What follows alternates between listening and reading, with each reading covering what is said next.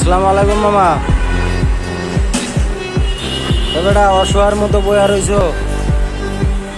হ্যাঁ, এত অসহায় তুমি?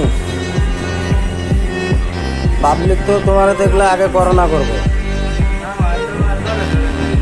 না, একবারে মরার মতো দেখি মামা, তো শুয়ে দেখি না, কোনো লড়াচড়া নাই।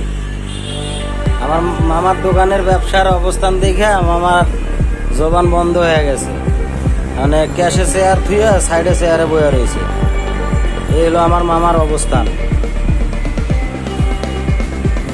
মুগ্ধা স্টেডিয়াম 1 নম্বর গেটের পাশেই দোকান, আসলে আপনারা পাবেন মালামালগুলা।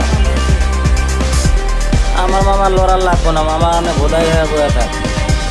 মামা বহুত জীবনে বহুত লড়ছে, আর লড়ার দরকার নেই। এত লড়া কি করবো